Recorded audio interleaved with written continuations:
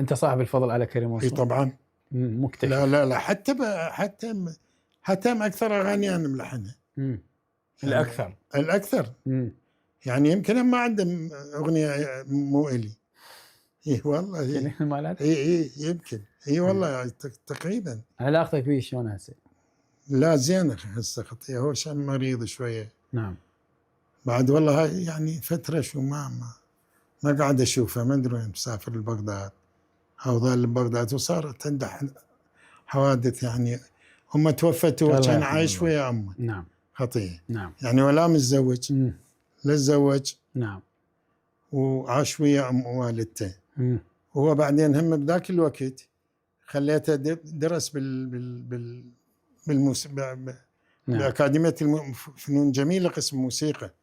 قدمنا له والمدرسين هم الولد عرف كانوا خوش ولد. نعم. وأخذ شهادة الموسيقى يعني شهادة الأكاديمية. نعم. هو وكان معلم. هو صار هم وإحنا من رحنا لبغداد كنا هو هم جبنا ويانا النشاط المدرسي. نعم. صرنا أنا وياه من موجود كان هم ولد احنا. فصار بالنشاط المدرسي معلم. أنا بعد أن انتقلت لبغداد. نعم. مشرف فني احنا يسمونه، مو معلم. انتقلت لبغداد هو صار وياي. نعم. وبدينا يعني نشتغل الكريم أغاني. فكريم صوت جميل، صوت يعني غريب وحلو.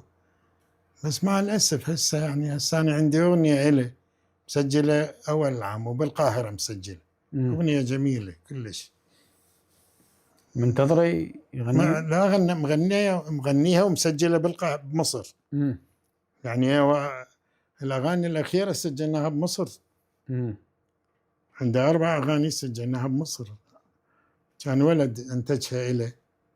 ما أعرف يقبل أقول اسمه وما على كل من نقول اسمه هسه. نكمل الحديث ما بعد الفاصل. أهلا وسهلا.